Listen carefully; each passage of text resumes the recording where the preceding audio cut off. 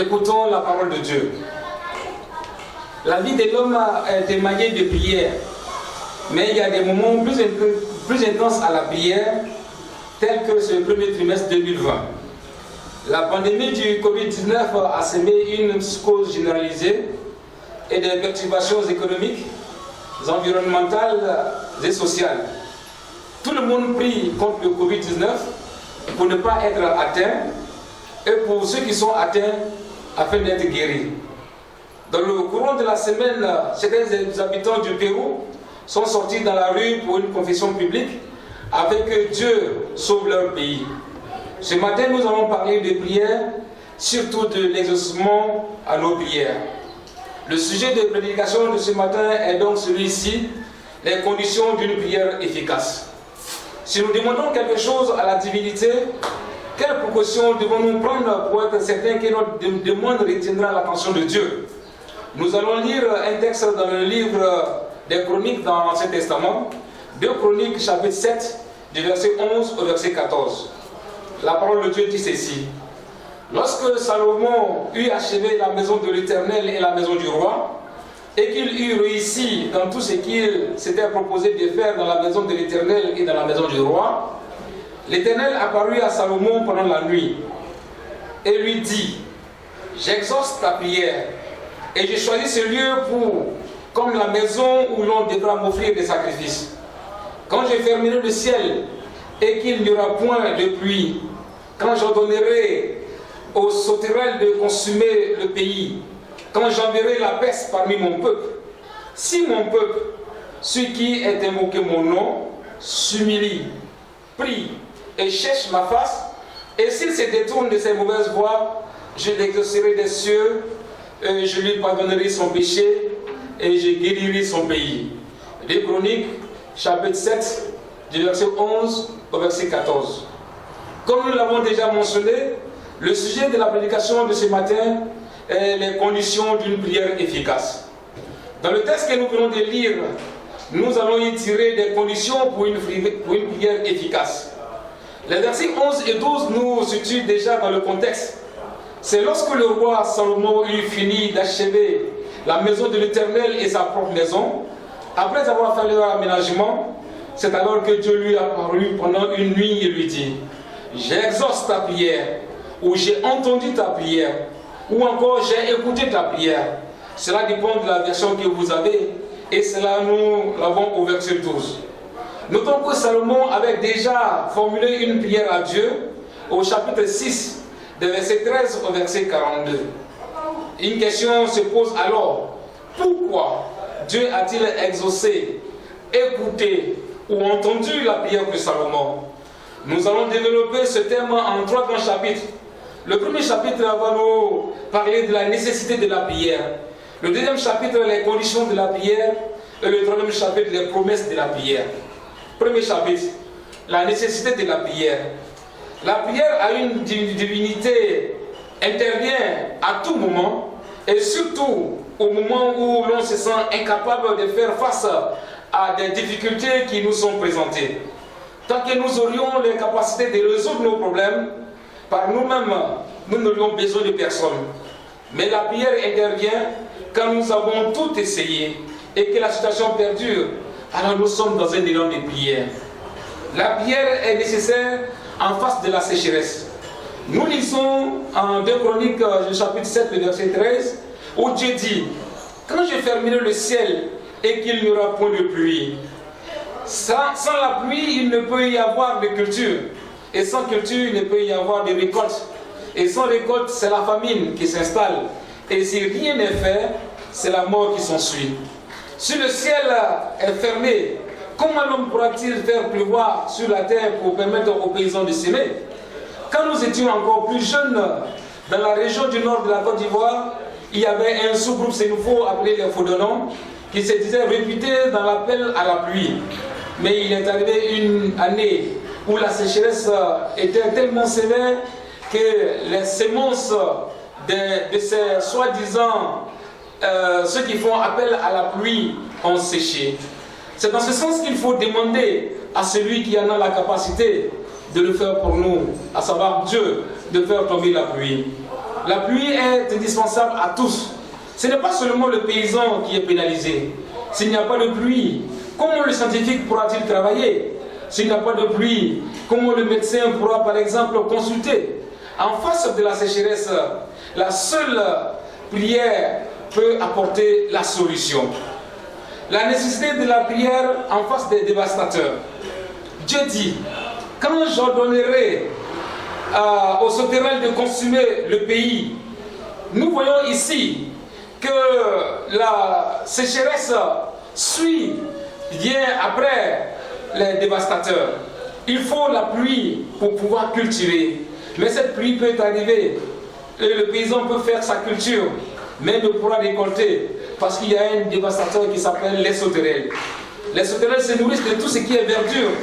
Nous avons en ce moment des sauterelles qui ravagent tout le pays du Kenya parce que les hommes essaient de les éradiquer, mais ils se multiplient chaque jour. En face d'une telle catastrophe, la connaissance de l'homme se trouve limitée, d'où la nécessité de la prière. La nécessité de la prière face à la peste. Et Dieu dit aussi, quand j'enverrai la peste parmi mon peuple. La peste, nous dit le nouveau dictionnaire biblique, est une maladie contagieuse, souvent épidémique. La Bible la présente fréquemment comme un fléau de Dieu. Nous avons un exemple de peste dans le livre de 2 Samuel chapitre 24. Dieu n'avait pas ordonné le recensement du peuple d'Israël, mais David l'a fait. Dieu a envoyé le prophète Gad parler à David afin qu'il opère un choix du fléau qui l'atteindra. Nous lisons en 2 Samuel chapitre 24 à partir du verset 13. Gad se rendit chez lui et lui communiqua le message de Dieu, puis il lui demanda: préfères-tu que ton pays passe par cette année de famine, ou bien que tu aies à fuir pendant 3 mois devant l'ennemi lancé à ta poursuite, ou encore que la peste s'abatte pour 3 jours sur ton pays? Réfléchis et dis-moi ce que je dois répondre à celui qui m'envoie. Verset 14. David répondit: je suis dans une grande angoisse, mais je préfère tomber entre les mains du Seigneur plutôt qu'entre celles des hommes, car le Seigneur sait avoir pitié. Le Seigneur envoya donc une épidémie de peste sur Israël. Dès ce matin-là, et pour la durée annoncée, d'un bout à l'autre du pays, 70 000 hommes moururent. De Samuel chapitre 24, les versets 13 à 15. Mais la liste des fléaux n'est pas exhaustive. Salomon, dans sa prière, en a relevé d'autres. Il dit ceci en 2 Chroniques chapitre 6, le verset 28. Quand la famine, la peste, la rouille et la miel, les sauterelles d'une espèce ou d'une autre, seront dans le pays. Quand l'ennemi assiégera ton peuple dans son pays, dans ses portes, quand il y aura des fléaux ou des maladies quelconques. Nous avons aussi de nos jours les incendies de forêt qui nettoient tout sur leur passage. L'homme, avec ses inventions de lutte contre le feu, ne peut les faire taire. Nous avons également le rapprochement de la mer qui prend chaque année des centimètres sur la terre. Nous avons le réchauffement climatique et que sais-je encore. Comment l'homme peut-il arriver à trouver des solutions concernant tous ces fléaux? C'est par la prière à celui qui a tout créé par la puissance de sa parole. Pour qu'il y ait une prière, il faut un motif. Le motif varie selon les personnes, selon les intérêts et selon les époques. Pour certains, ce sont des maladies chroniques. Pour d'autres encore, c'est la recherche de l'âme sœur. Pour d'autres aussi, c'est la recherche d'un enfant qui tarde à venir. Toute personne a un motif de prière, frères et sœurs. Quel est le vôtre? Voici un peu le premier chapitre et nous allons entamer avec le second chapitre qui nous parle des conditions de la prière que nous retrouvons au chapitre 14. Nous lisons: si mon peuple, ceux qui est invoqué mon nom, s'humilie, prie et cherche ma face, et s'il se détourne de ses mauvaises voies, je l'exaucerai des cieux et je lui pardonnerai son péché et je guérirai son pays. Ici, nous parlons des conditions de la prière. Après avoir, dans un premier chapitre, parlé des nécessités de la prière, la personne qui est indiquée pour la prière, quand vous voulez la faveur d'une autorité, vous voulez être non seulement être reçu par cette autorité, mais vous voulez surtout avoir gain de cause. Dans de tels cas, des personnes pour lesquelles l'autorité a de la considération sont mises en lice. Le peuple, ce qui est invoqué mon nom, dit l'Éternel. La question qui se pose de nos jours est celle-ci. Qui est compétent pour adresser à Dieu des prières? Ne sommes-nous pas tous enfants de Dieu?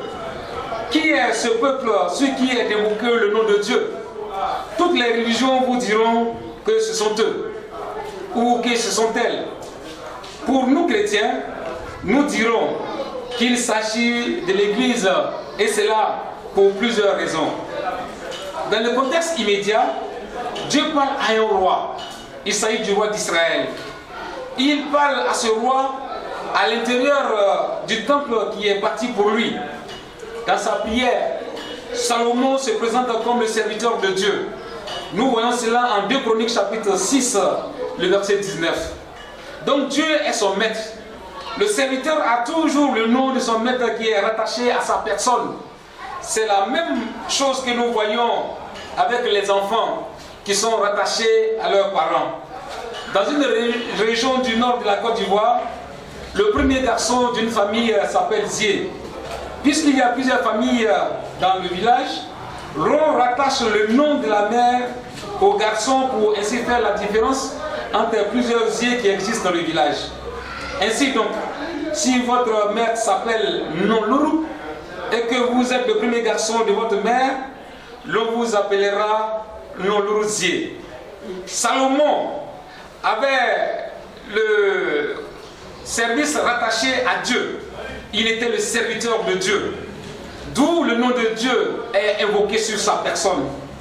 Mais ce n'est pas seulement Salomon qui doit prier. Il dit aussi dans sa prière, au chapitre 6, le verset 21 et le verset 24, si le peuple d'Israël prie, exauce-le. Qui est Israël de nos jours? Le peuple qui est invoqué le nom de Dieu.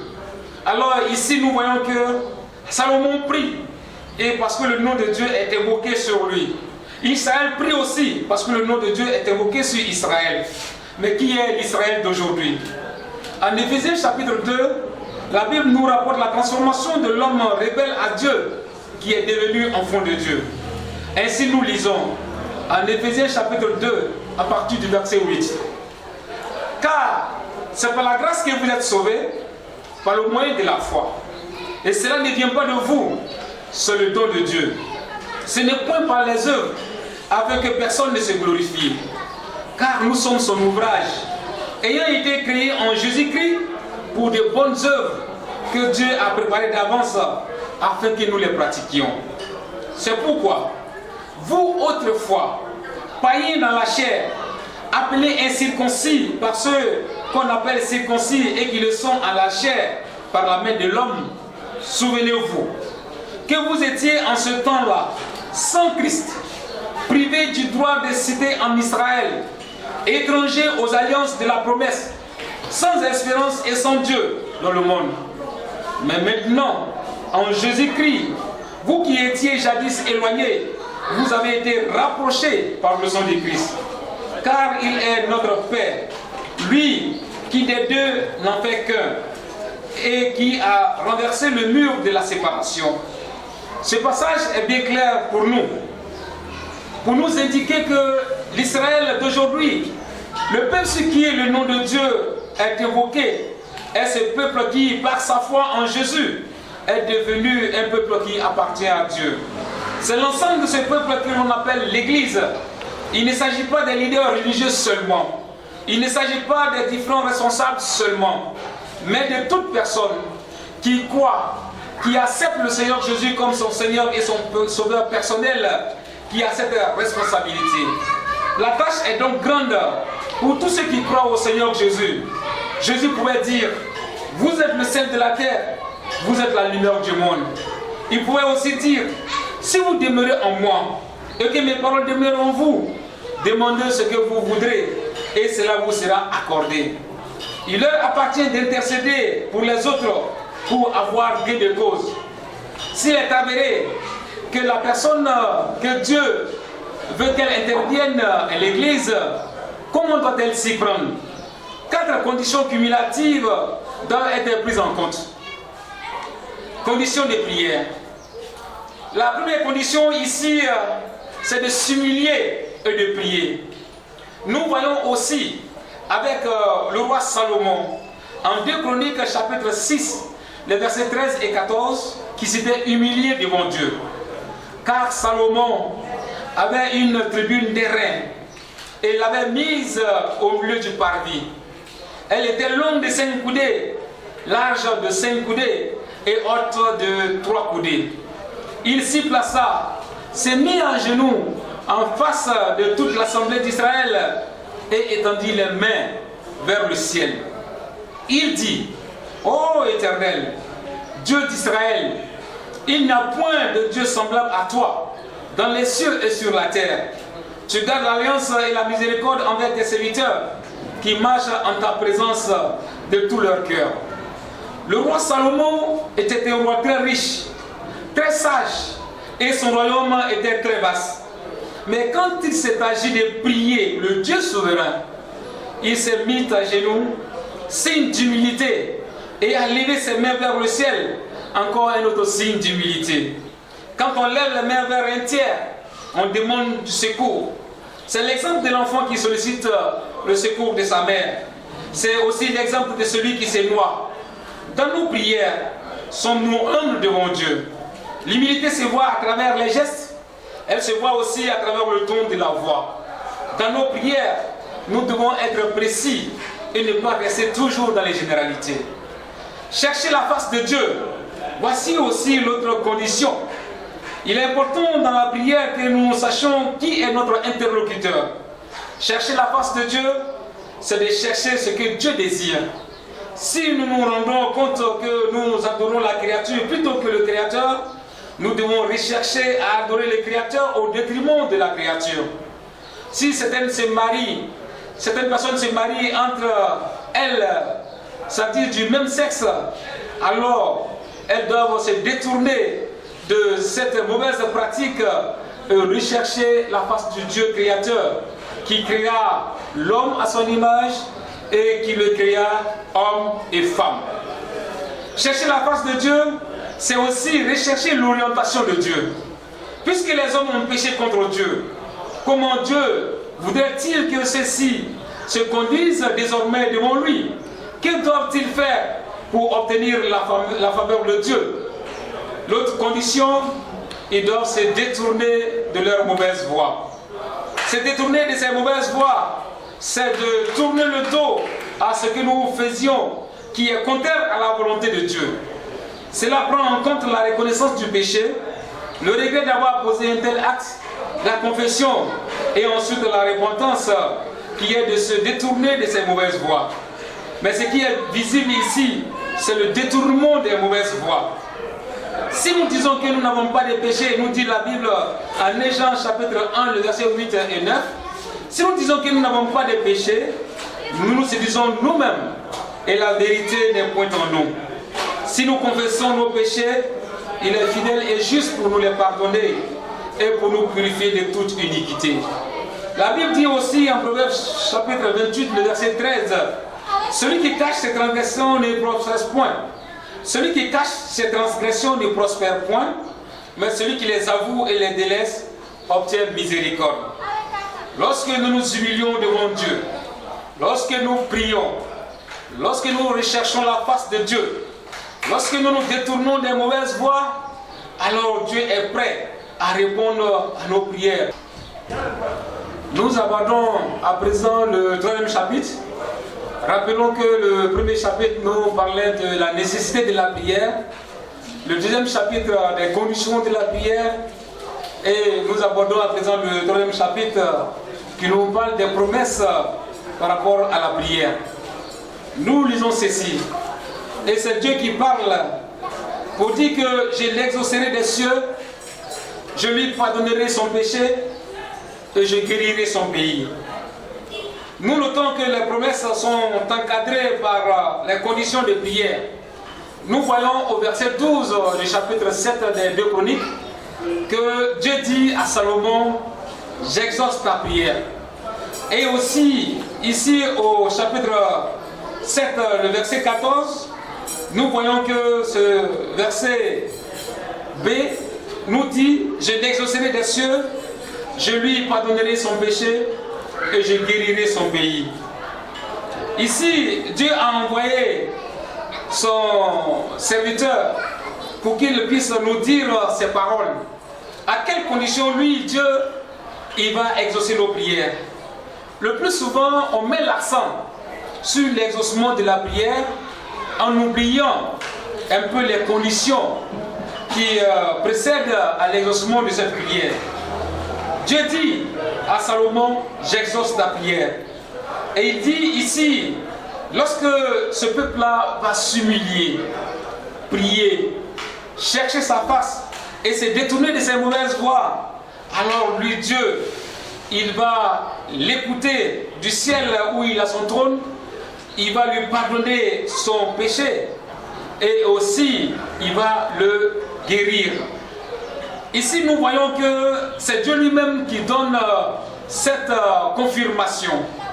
Et si nous voyons un peu le temps des verbes qui sont employés ici, dans la deuxième partie du verset 14, ici il s'agit du futur.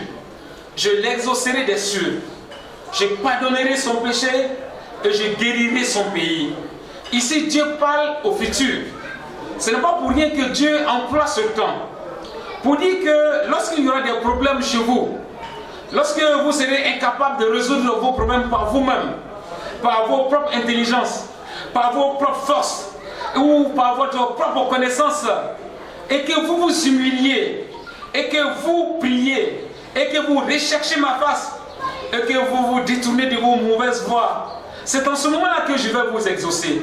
C'est en ce moment-là que je vais pardonner vos péchés. C'est en ce moment-là que je vais guérir votre pays. Il est important de dire que ici, Dieu, qui est le Dieu souverain, où Salomon l'a présenté comme celui-là qui est le souverain, et qu'à part lui, il n'y a plus d'autre Dieu. C'est lui qui a la possibilité et la capacité de pouvoir exaucer toutes sortes de prières. C'est Dieu seul qui exauce les prières. De la même manière qu'il exauce les prières qui sont faites, comme le Seigneur Jésus l'avait dit au chapitre 15, le verset 7 de l'évangile selon Jean, si vous demeurez en moi et que mes paroles demeurent en vous, demandez tout ce que vous voulez et cela vous sera accordé. Dieu est le seul qui va exaucer nos prières. Si Dieu est le seul qui va exaucer nos prières, il est également le seul qui va pardonner nos péchés. Généralement, je dis bien généralement, quand il y a un fléau, ou qu'il y a une peste, ou qu'il y a une situation que nous ne comprenons pas, ou que nous avons du mal à contrôler, cela est parfois dû, je dis bien parfois dû, à nos péchés que nous commettons contre Dieu.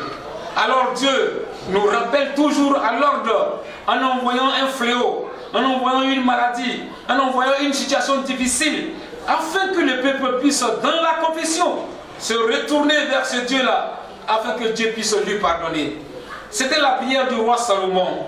Lorsque ce peuple-là, sur lequel ton nom est invoqué, va pécher contre toi, et que tu lui enverras un fléau quelconque, s'il s'humilie, s'il se prosterne devant ta face, et s'il te demande pardon, en ce moment, il faut lui pardonner.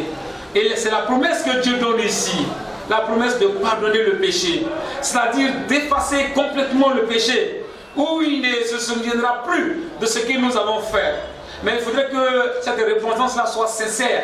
Il faudrait que nous puissions renoncer à ce péché et ne plus avoir le désir d'en commettre. C'est alors que Dieu va pardonner nos péchés. Et si Dieu exauce nos prières, si Dieu pardonne notre péché, il a la capacité aussi de le guérir. Et il dit, je guérirai son pays. Cela veut dire, le fléau qui arrive sur la nation, le fléau qui arrive sur les habitants, le fléau qui arrive sur la planète, c'est lui qui peut rétablir l'ordre et permettre à ce que le pays soit guéri et à ce que ce pays-là soit comme il était avant, c'est-à-dire sans fléau, c'est-à-dire sans douleur, c'est-à-dire sans maladie. C'est ce que Dieu dit et ce sont ces promesses-là qu'il nous fait. Mais il faudrait qu'au préalable, nous puissions, comme nous l'avons dit, nous humilier devant sa face, prier, nous devons rechercher sa face, nous devons aussi nous détourner de tous nos péchés, afin que Dieu puisse nous exaucer, nous pardonner et guérir notre pays. Chers frères et sœurs, que retenir donc à travers cette prédication? Nous prions pour la pandémie du Covid-19, mais vu les ravages que fait cette peste, même ceux qui étaient froids dans leur prière se lèvent pour invoquer Dieu. Cette semaine, certains homosexuels ont prié afin que Dieu leur pardonne leur animosité. Il est vrai que nous devons prier, mais comment faire pour être entendu par Dieu? Dieu lui-même a donné certaines conditions d'exaucement des prières à Salomon. Quand il y aura des circonstances pour lesquelles les hommes se reconnaîtront incapables, il leur faut s'humilier, il leur faut prier, il leur faut chercher la face de Dieu, il leur faut aussi se détourner de leur mauvaise voie. C'est alors que Dieu nous fait la promesse de nous exaucer des cieux, de nous pardonner de nos péchés et aussi de guérir notre pays. La liste des conditions d'exaucement à nos prières n'est pas exhaustive. Mettons celle-ci en pratique et nous verrons les promesses de Dieu s'accomplir à travers nos vies. Nous fondons notre foi en tant que chrétiens sur Jésus-Christ, qui est l'alpha et l'oméga, le prince de la paix, l'étoile du matin, le bon berger, le roi des rois, le seigneur des seigneurs.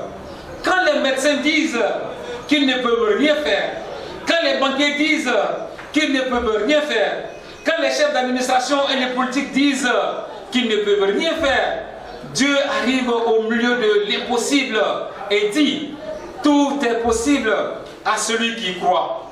Marc chapitre 9, le verset 23. Chers frères et sœurs, communiquons des messages qui encouragent le corps de Christ. Communiquons des messages qui édifient notre communauté à se protéger contre la pandémie.